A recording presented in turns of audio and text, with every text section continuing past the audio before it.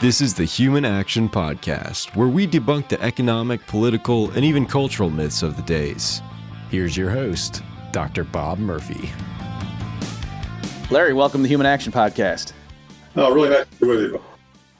So the topic of today's episode, folks, is going to be Larry's book, The Big Print, the subtitle, What Happened to America and How Sound Money Will Fix It. So I thought, Larry, just to kind of set the stage and let people understand what we're getting into here. So the slogan is fix the money, fix the world. And then if you'll allow me, Larry, let me just read from, in the beginning, you've got what you call the fundamental thesis. So I'll read it. Folks, this is just like, I don't know, eight sentences or so, but I really think it gives a good guide, Larry, to what you're going to do in this book. The greatest issue of our time is the broken monetary system, which leads to enormous wealth inequality because it gives one group of citizens an unfair advantage. It also grants undue power to the government, which has led to a lot of bad policies, including perpetual wars. The people running this system have made America an amoral shell of the ideal proposed by the founding fathers. The wrong people, influenced by lobbyists, are leading us, and the wrong people are winning. What outspoken people opposing our current system are angry about and reacting to is the sense that the system is unfair. They just can't necessarily put their finger on why.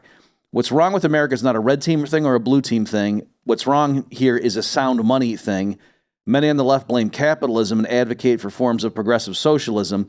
This is entirely understandable, even if it is an incorrect solution, because what we now have is rugged capitalism for individuals, but socialism for the rich and powerful. All right, so I'll stop there since we have the author here before us, folks. But I liked how you were not, judging the left, the young socialist activists. Like, you can understand why they think something's screwed up and they're just wrong about what it is. So anyway, I'll stop there and let you talk. Go ahead. I mean, things aren't fair, and and I think that's. I mean, I think human beings, and actually they've seen it in primates and mammals in general, are kind of wired to believe in fairness. Mm-hmm. And what a strange concept, right? And that was what the Bible and so many of our founding documents were all about, was just trying to create a level playing field. And sadly, that we don't live in a world with a level playing field anymore. The playing field is tipped very heavily in favor of those who control the system, people in government, and then wealthy people who can borrow cheaply and use it to buy assets that give them a good yield. And so that's what's led to this wealth inequality. And it's sad because so many people are hurting as a result of the system that we now live in. And I say this really this is the K-shaped economy, right? I mean, the average worker, the average middle class person, to the extent there is such an individual, is not seeing their wages keep up with the cost of living, and so they just get continually squeezed, and yet they're forced to endure, new trillionaires being created. Mm-hmm. Not to say I'm against entrepreneurship or building companies or adding value, all of which I'm very much in favor of. But the system, the monetary system has been very unfair to the working person in this country. And on that narrow point, I mean, I think a lot of people, they saw it with their own eyes when the 2008 crisis really hit, and millions of people are underwater on their mortgages, and a lot of them, losing their homes. And, we can't give assistance to them because that would be socialism. But we will have the Fed buy mortgage-backed securities and rescue the investment bankers and things. So people could realize, wait a minute, it's not even like the same rules are getting applied to everybody, harsh as the rules might be. Yeah, it's socialism for the rich and bailouts for the rich. And yet everybody else has to deal with rugged capitalism and watching them get away from them on a short sale. Yeah, and this is not some new problem, and that's the book. Actually, my attempt with the book was to try to make the problem understandable to everyday people. So while there is economic stuff in there, I tried to take the jargon out and just kind of make it simple so that anybody could read this and go, "Oh, I see, I get it." They've set up a system where it's natural that I would be losing, mm-hmm. and then eventually they can, hopefully if they read the book, they'll come to the conclusion and say, "Oh, I understand who they is," and they is really the Federal Reserve at the top of the pyramid, but also the federal government, which enables the Federal Reserve, creates the monetary inflation that they spend more than they bring in taxes and so on and so forth. So, it's a sophisticated game. And sadly, it causes people to be angry because their living standards are getting worse. And so they lash out, and they don't always lash out at the right party. They don't always, or about the right thing. They think, well, this politician will save me, or that politician will save me. And I'm here to say that, frankly, I don't think any of the politicians are going to save you. What would save us all would be to go back to sound money. Right. So on that point, just to pull on that a little bit. So I know you're aware, Larry, that this audience listening to this podcast, largely speaking, is going to be very pro property rights and pro capitalism and so on, at least correctly defined. But what do you say to? Because again, I liked how your book, you were trying to cater to like the average American reader who just wants to know what the heck is going on. Right. And so what would you say to someone like, the problem is corporate greed or these right wing politicians or what that. How do you tell them, no, the thing is, it's fix the money, fix the world, not, fix greed, fix the world, or fix wealth inequality, fix the world? There is inappropriate behavior on the part of corporations. Citizens United gave them the ability to influence politicians through spending unlimited amounts of money on campaigns. And therefore, we buy more weapons than we buy, schools or, energy systems or whatever. I mean, so there is, some of the corporate greed stuff is kind of there, but it all begins with the monetary system, because the monetary system provides the incentives to behave in the wrong way. And I think that the initial thought of the founding fathers was, the government should be a fair system and with checks and balances and act as a referee, and we would all, prosper together. And, what the book really kind of does and lays out, I think, is how, that vision got polluted or distorted over time, little bit by little bit, piece by piece, the founding of the Fed in 1913, going off the gold standard in 71, getting rid of Glass-Steagall in 2000. I mean, there were all kinds of, incremental steps. It wasn't like one day we woke up and the country was, went to shit.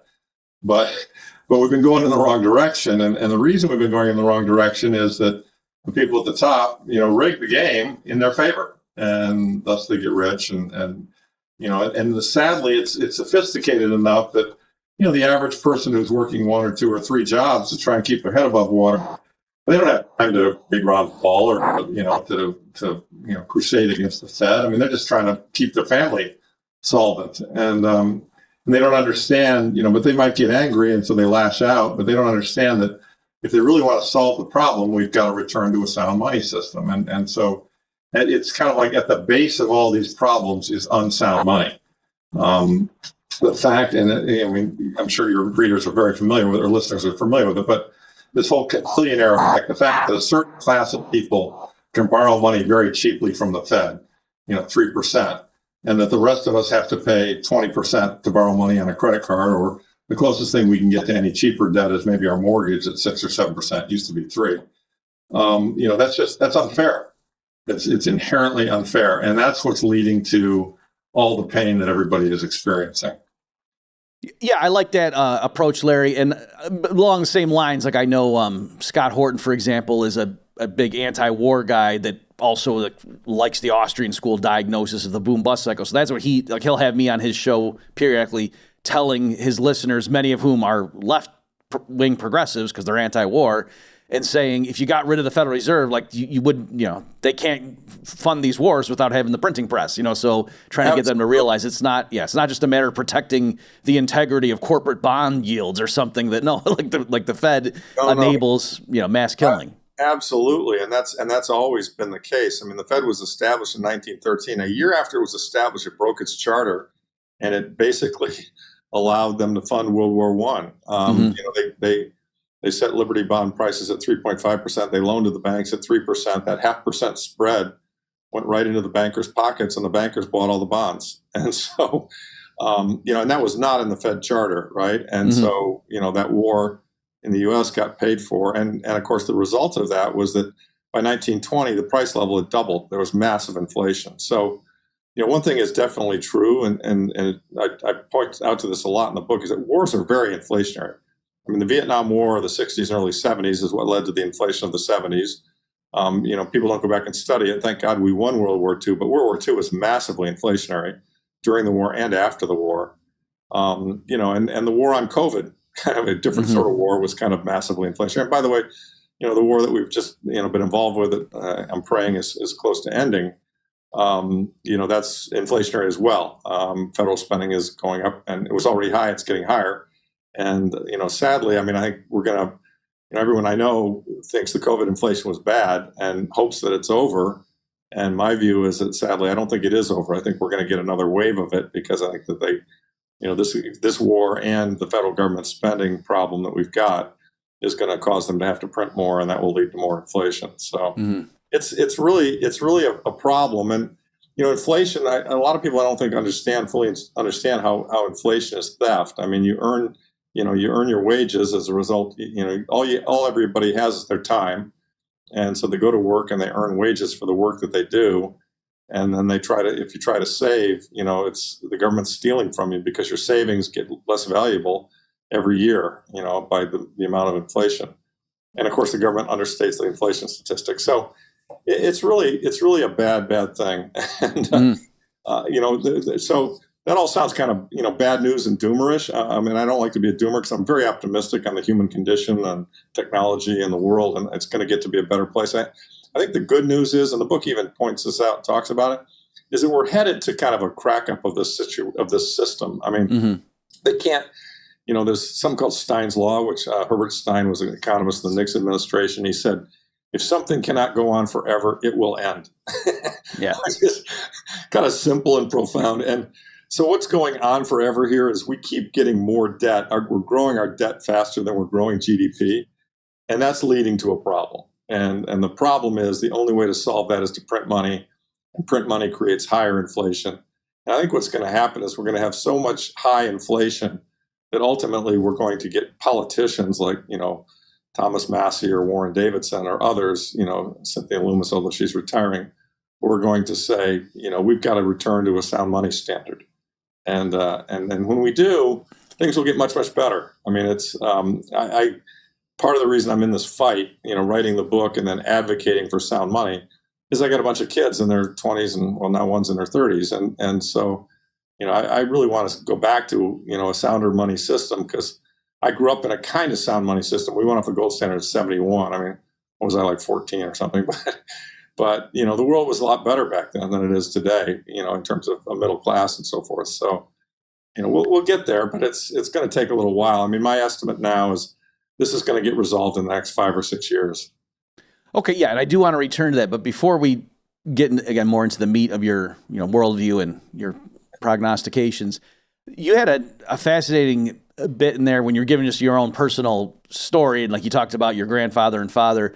But then when you said how unsound money and this unfair rigged system affected you personally, do you mind telling us the story, like with the 2008 and the short selling ban and all that stuff? Because as an economist, I've been here at the Mises Institute for a while, and when that short selling ban went into effect, I talked about it and explained why that was goofy and violation of property rights, blah blah blah. But it didn't occur to me how it would have really screwed over somebody who was in your position. So can you tell us that story? Yeah. So as we all recall, back in 2008, the summer of 2008, things started failing. We had a big housing bubble, and there was a lot of leverage throughout the system, particularly in the banks. They were all leveled 30 or 40 to 1, and they were all making tons and tons of money. And this is the story that's told in the movie The Big Short, which I highly recommend, by the way. And in fact, my book title was a little bit of a takeoff on that, The Big Print. And so these banks started to fail, and there was kind of panic on Wall Street. Hank Paulson was the Treasury Secretary at the time, and he went and he got on his bended knee and said, Nancy Pelosi, we need to pass a bailout here. The entire, your ATM's not going to work in the morning.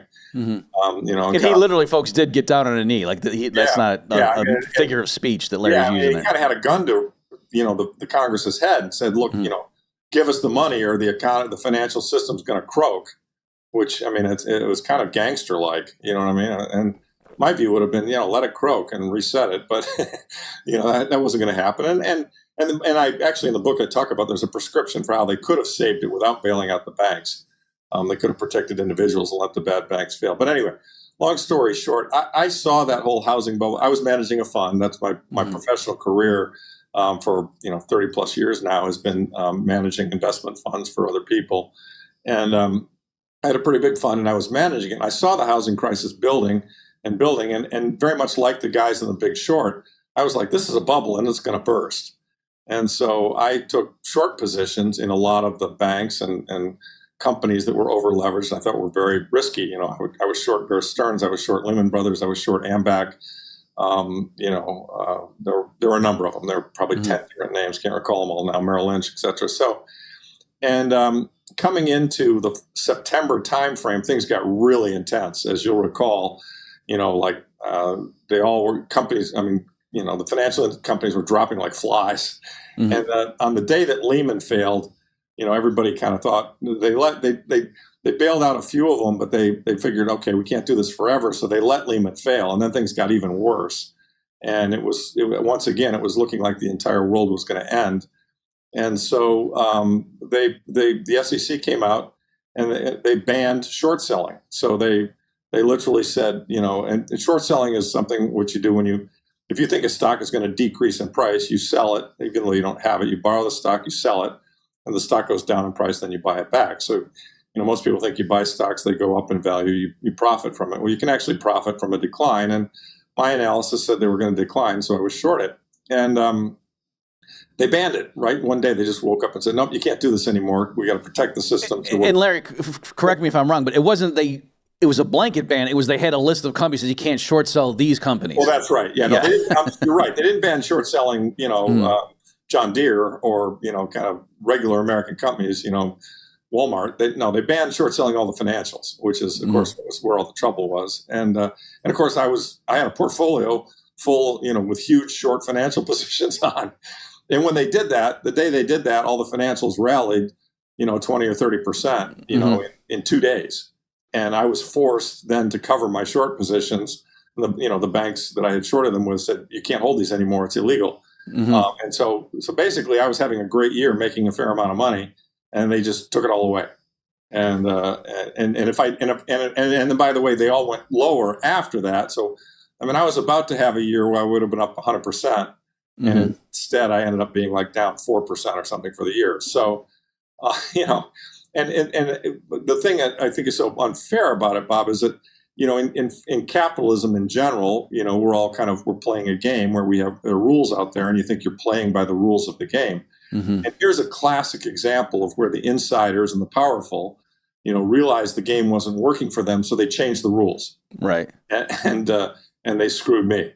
And you know, and look, I mean, I lived, you know, I'm doing fine. I mean, this isn't, you know, they screwed my grandfather worse, and they screwed my father to some degree, you know, in different ways, you know, but, you know, because the Federal Reserve took actions back in those timeframes that were, you know, tough on them. But, you know, this is the point that I'm trying to make, is that the system is rigged to protect the insiders. I mean, you know, basically, I think they polled people back in 2008, and I think 80 or 90% of the country was against bailing out, you know, the banks. I mean, everyone knew this was an unfair deal.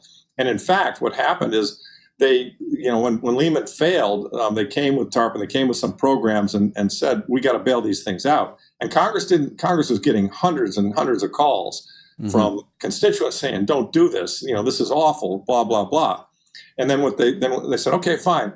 And so they let the market fall another 13% in 2 days and freak everybody out. And they went back to Congress and said, you want to see this market go to zero?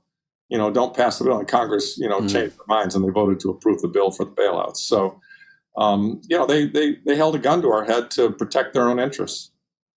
Yeah, a lot of great stuff there. And right, for people who don't remember, that the initial, you know, bailout package, I guess TARP, was voted down, even though everybody was trying to say, oh, the world, you know, Paulson's going and saying the world's going to end, ATMs are going to stop working, your life insurance policies are all going to get canceled. Right. Congress voted it down because there was just such an outpouring of constituent outrage. And then they came back and then passed it later. Just as an aside, Larry, I had a grad student one time. I was curious to see who flipped their vote, you know, from when TARP failed. And then to see, like, did they end up getting consulting positions, or it would have been a cool thing. Unfortunately, there was no smoking gun. Like, I wanted to see, like, the people that switched their vote, did they end up, you know, being on some advisory board 3 years later, making $500,000 a year? And there was no smoking gun, unfortunately. But I looked into it. Well, but anyway, yeah, and there actually was a smoking gun because Bernanke, who was the the Fed head when this whole thing went down, who orchestrated all these bailouts and then led to all the quantitative easing. He took a while, but he hung around for a few more years and then he left.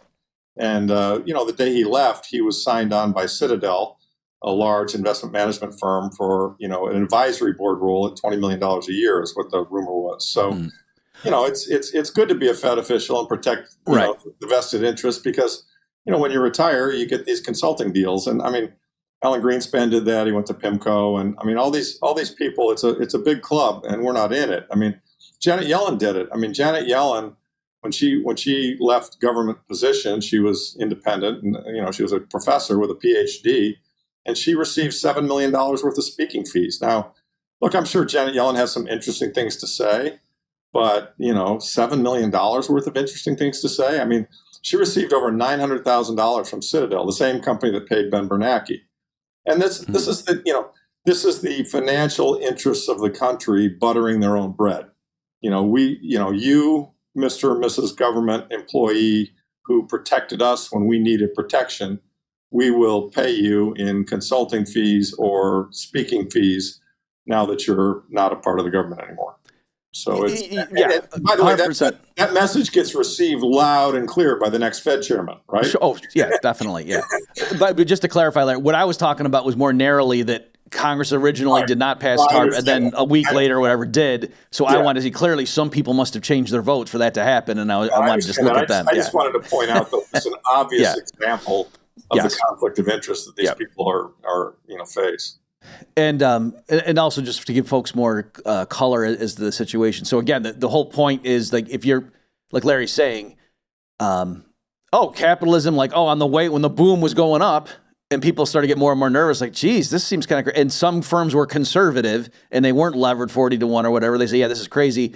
So they weren't able to pass along huge returns to their investors, whereas other people were swinging for the fences. And so in theory, if it were laissez-faire capitalism, we say, okay, yeah, well, if you want to be risky, go ahead. But if it blows up in your face, then the people who are more conservative are going to get all the market share. And no, the people that were crazy, taking on crazy risk got bailed out. And then also with the short selling, there's another natural mechanism by which a genuinely free market would deal with that is more and more people would start shorting stocks if those companies were doing something really reckless. And the very act of them shorting would start pushing down the price, right? Because what you do is you're effectively selling shares. Right. But again, the justification for that ban was, well, no, it'll be a self-fulfilling prophecy because people can just make, short these companies and push the price down. Like they were saying it would be market manipulation. Which is just, again, like blaming, like giving the arsonist the ability to go put out the fire. You either have a free market or you don't. Yeah.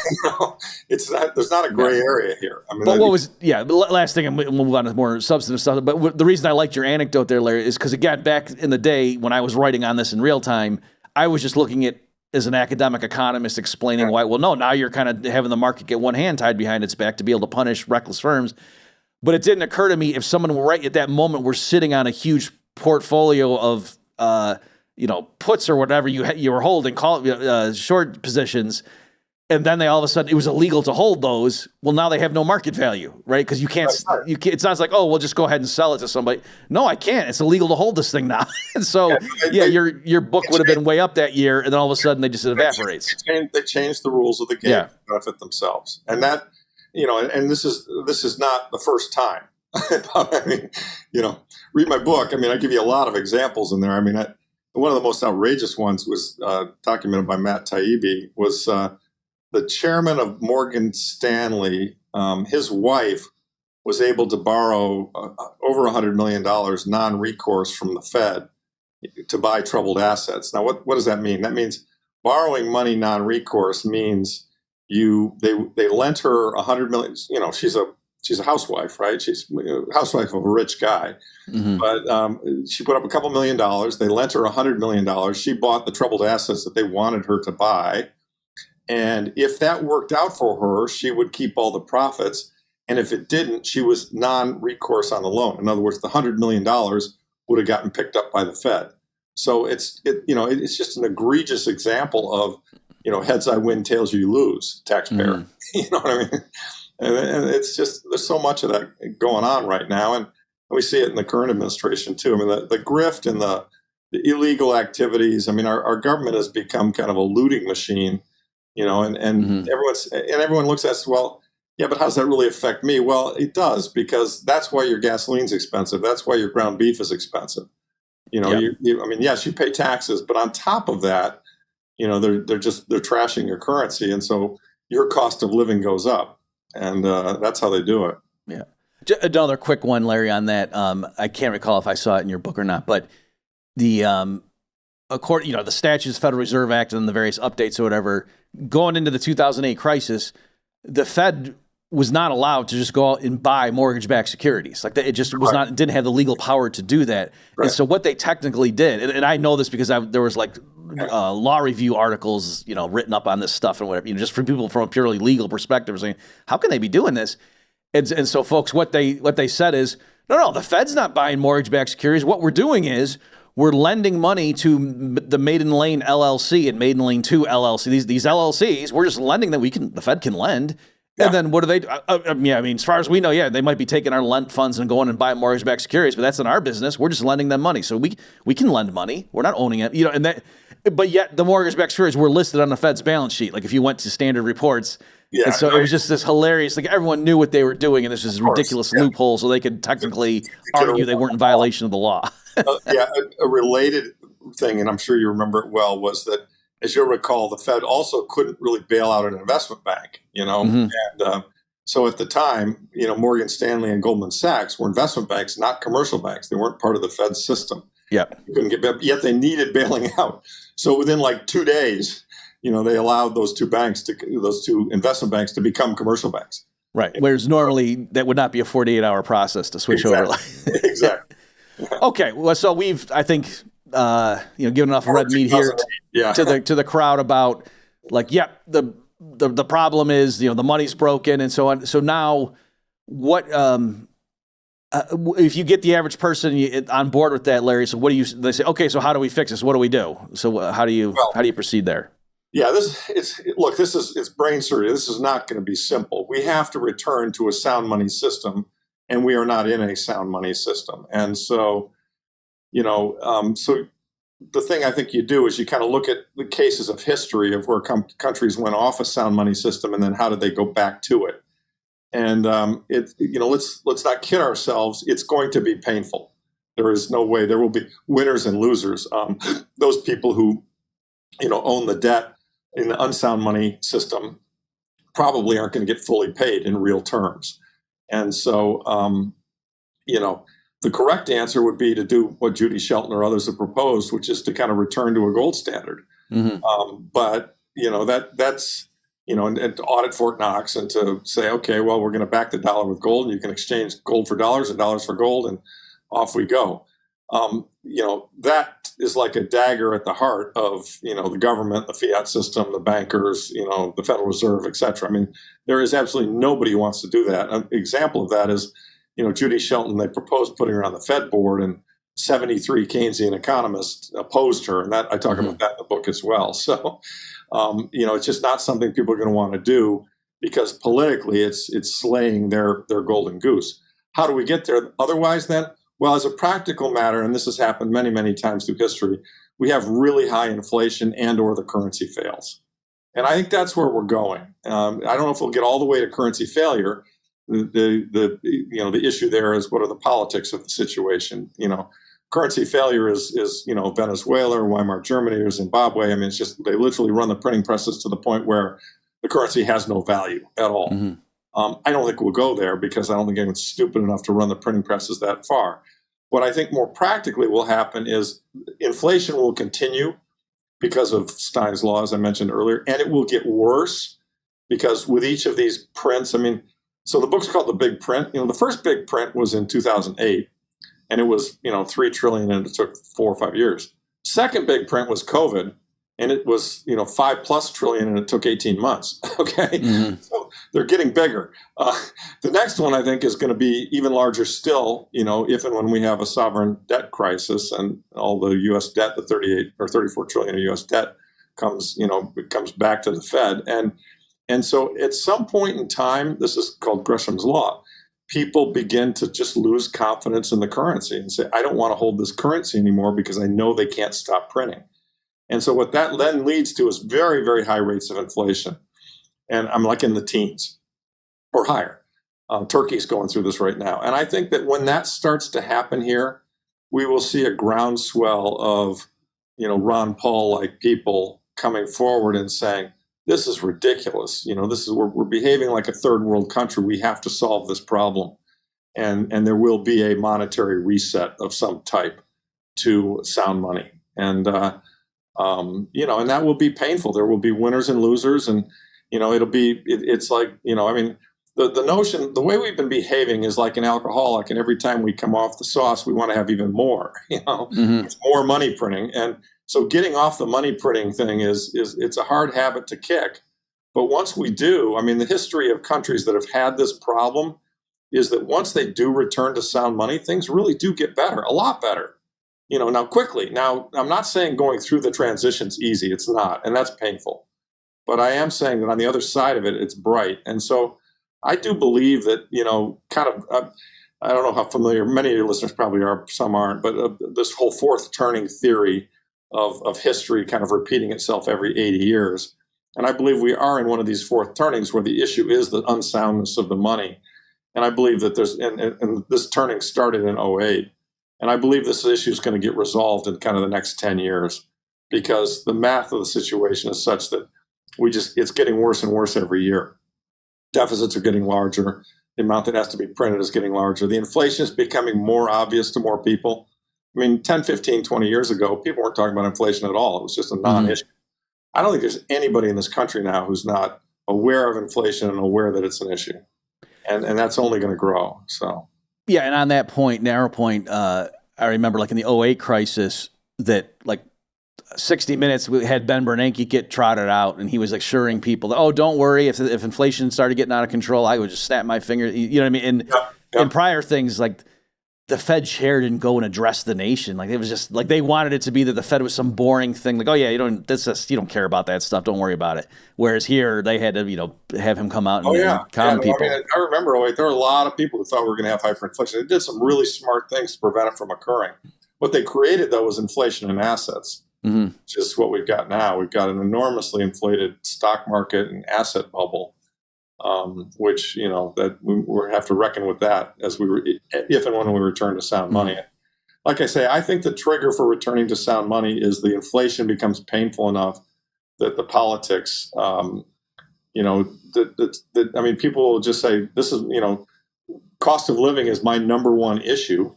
And look, politicians respond to incentives. And so somebody's going to, there's going to be a Ron Paul-like person that's going to emerge. The only two candidates I see right now are Thomas Massey and Warren Davidson, and say, we've got to return to sound money.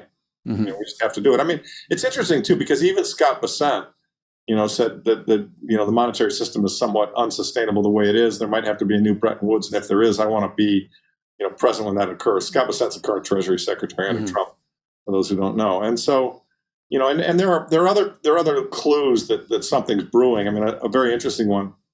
You probably saw it, Bob. Hank Paulson, who was the guy who architected the 2000. So he's like in his 80s now, right? He's rich, he's retired, he doesn't care. So suddenly he comes forward and gives an interview to Bloomberg and says, "Hey, we got a problem with this debt issue, the growth of debt, and it could become a real serious problem. And I think the people in the positions of authority ought to be thinking of a break the glass kind of program, so that we would break the glass and go, oh, okay, if this happens, this is what we're going to do." I thought to myself, boy, why would he say this now? You're right. That really sounded to me like somebody prompted him to do this as a trial balloon. You know what I mean? Kind of like, hey, the debt, because the underlying issue, we haven't really talked about it very much, but the underlying issue really is the debt burden, the sovereign debt burden that we've got. We're paying $1.3 trillion a year in interest expense right now. And this is like a family, that's making $100,000 that's got a $3 million, credit card bill. It's nuts. And, and that just keeps growing as the debt keeps growing, because every year we keep running bigger deficits. And eventually the bondholders, the people who are buying this debt, are going to go, I don't want to own this anymore because I know that the currency is losing value. And if they do that, interest rates go higher. And if the interest rates go higher, that interest expense gets bigger. That makes the deficit bigger. The bigger deficit means you got to sell more bonds. You see where I'm going with this? It's a reflexive negative doom loop where, and this is what happened, by the way, in all these other countries that I've described that have had these kinds of currency problems. They started like this. Now, to be fair, none of them were the world's reserve currency. I mean, Venezuela wasn't the world's reserve currency. All these other hyperinflations occurred in much smaller countries. So it's going to take longer and, and so forth to happen in the world's reserve currency. But it's happening. The process is happening. And the warning signals are that the sovereign bonds aren't doing particularly well, and that the sound money alternatives, and I put three things in that bucket, gold, silver, and Bitcoin, have all been performing extremely well. I mean, gold and silver are at or near record highs, and Bitcoin hit a record high last year. It's backed off a lot, but these are sound money alternatives to the existing system. So, and they're telling you something. The fact that those record highs have happened, that's telling you something. Yeah. This is obvious, but for people who haven't done the arithmetic yet, to kind of explain like how it is that the federal government combined with the Federal Reserve have painted themselves into a corner. Yeah. Again, with the outstanding rounding to 40 trillion in federal debt outstanding, that means if the Fed, CPI is running hot and so they want to raise rates or whatever, if the Treasury yield curve shifts up just 1 percentage point, that's an extra $400 billion in annual interest expense. Right. Not talking about even if they balance the budget right now going forward, just a 1 percentage point shift up. I mean, that's more than many countries' GDP. It's just how much more they got to pay annually in interest expense, kind of showing why Trump wanted, he was upset with Powell. And no, we raising rates. What are you, crazy? No, if we got the big, beautiful bill, we need a $1.5 trillion military next year. We need low rates. What are you talking about? So they're in this thing. They're really strapped. And just to give you just a little context, I think it's important. They were trapped this way in the 70s too. There was a lot of inflation. And Paul Volcker came in and played hero by pushing interest rates up a lot and stopping the monetary growth and slaying inflation. But guess what? In that environment, he was able to do it. Debt to GDP was 23%. I mean, right now, U.S. debt to GDP is 124%. So it's, we're in a different set of conditions. And in fact, the situation, I just want to add this, Bob, the situation we're in right now is very much like after World War II, except, we haven't really fought a war, or I guess we did fight some wars in the Middle East, but coming out of World War II, debt to GDP was the same way. It was about 130%.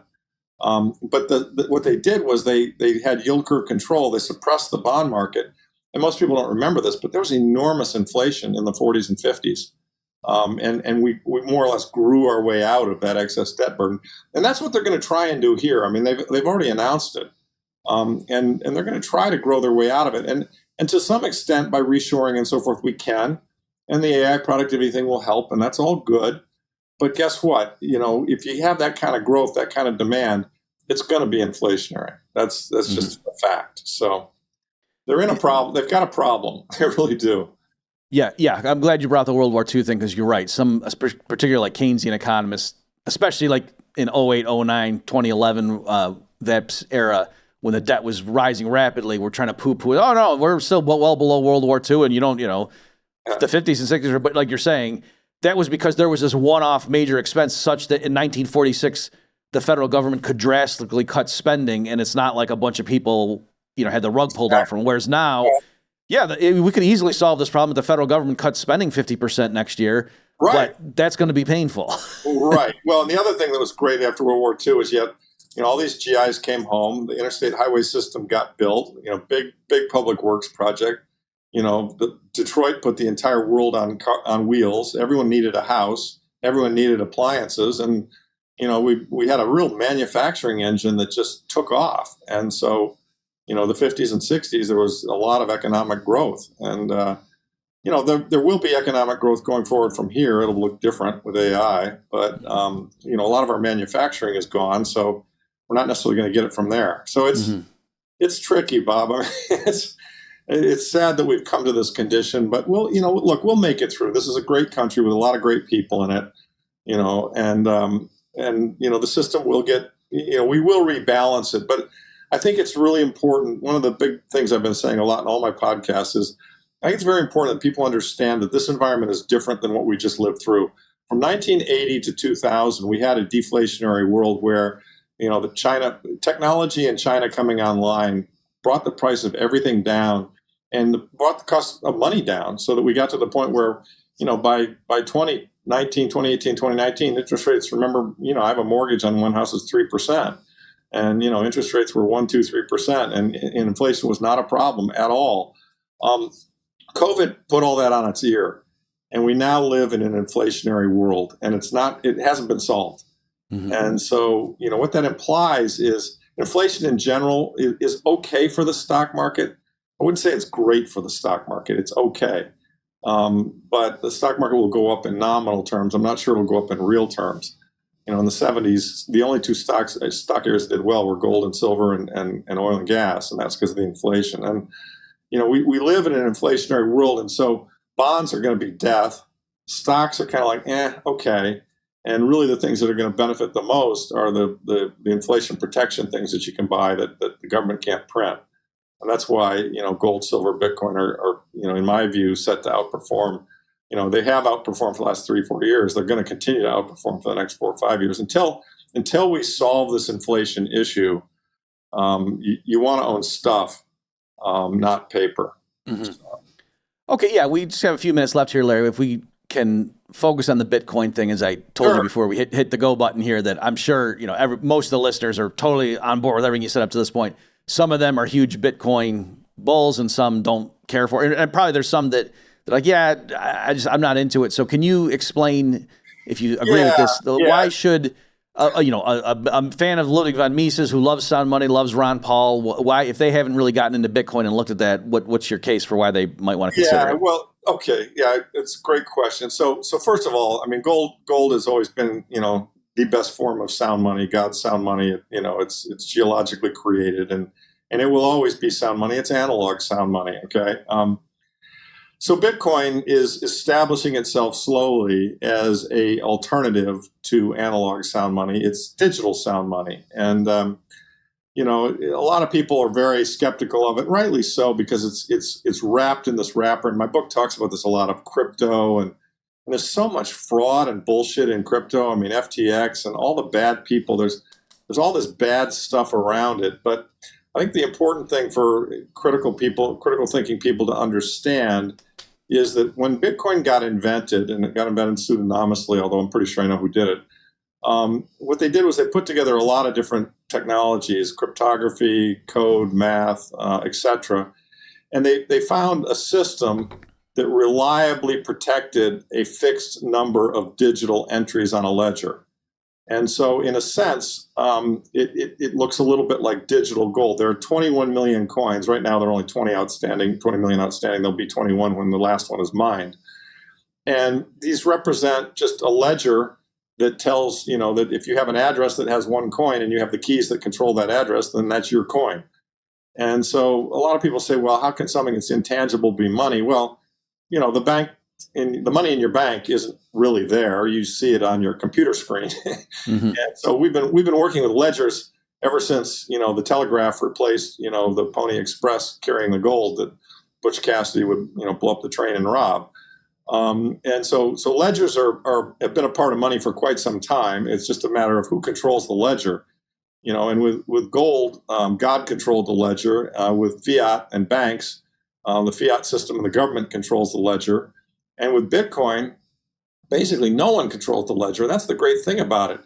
It's this mathematical system where there is no CEO, and it's running on 20,000 servers, all over the world. And everyone has a copy of the ledger, and it self-validates every 10 minutes, and there's no way to cheat. And so, it's a monetary system with no controller. I mean, the code itself is open source. To the extent there's control, there's a group called the core developers who can propose changes, but the changes have to be adopted by well over 50% of the nodes, and there's no way that the 50% of the nodes would ever adopt anything that's damaging to the system. And so what you've got are this fixed number of coins that, in my view, kind of are coming, haven't totally, but are coming to represent digital gold. And we live in a digital world. Gold is hard to store, hard to move, usually has a 3 to 5% spread when you buy it or sell it. And of course, nobody transacts in gold anymore. So, we're kind of going towards a digital world, and the adoption rate on this new Bitcoin thing is still extremely low. And so I think that what's going to happen is this is going to emerge as a digital form of gold. Now, you need to do a lot of study to come to that conclusion. And a lot of people, get mad at me, and gold bugs, a lot of them hate me for saying that. But, I think you just have to move with the times. You have to understand what's been created here. And when it first came out, I was quite skeptical too, because there'd been 4 or 5 other experiments that tried to do this before Bitcoin. They didn't work. Somebody always hacked them. There was always a double spend problem. There were always issues. And so I got involved with Bitcoin in 2013. It was formed in 2009. The first blocks were mine. And I kind of was like, yeah, I'll buy some of this, but I'm skeptical. This isn't going to work. But here we are, and we're 16 years into this experiment, and it keeps working. It hasn't been hacked. It's gone up in value enormously over time. Yeah, I was going to say, you saw some nice appreciation if you got in at that point. Yeah, it's a great appreciation. I paid $300 for the first couple of coins I bought. So, but I didn't buy that many. And, in my view, it's going to continue to be adopted as a sound money, thing. Now, that doesn't mean gold goes away. I think, the next 10, 15, 20 years, they are both going to go up in value. Gold's going to go up in value. Bitcoin's going to go up in value. You can have two. It doesn't have to be all one or all the other. So, and so what I advise gold people is, take the time to understand what it really is. Understand it's not like all this other crypto shit. It's not like Melania coin or Trump coin or all this other fraud and bullshit that other people are doing. It actually is a technological innovation. It's like the printing press or the automobile or the airplane, it's, these guys, if you read the history, and I've read the history of how it was developed, it's fascinating. Like 20 different people over the course of 30 years, each added a piece of the puzzle. Yeah. Kind of like, David Chum. Okay, I've got, the Chumian mint proof. Oh, that's interesting. And this other guy, I've got a random system for generating, addresses. Well, that's interesting. And each little piece fell into place, and then suddenly some person, and I think it was actually 2 or 3 people, put it all together and were like, you know what? We can create actual digital scarcity. And you think about digital stuff like, a file, a movie, a song. Digital stuff, you can make millions of copies. How can anything that's digital be scarce? And yet here these guys have engineered a system where they have actually got a digital entry that is scarce. And, you can say, well, no, it's not. It could break, and it could. But guess what? We got 16 years of it not breaking. And so I'm starting to think, well, this thing's probably going to continue to go. So I tell gold people, look, even if you're skeptical, just put your toe in here. What you put $1,000 in Bitcoin, what can it do? Go to zero?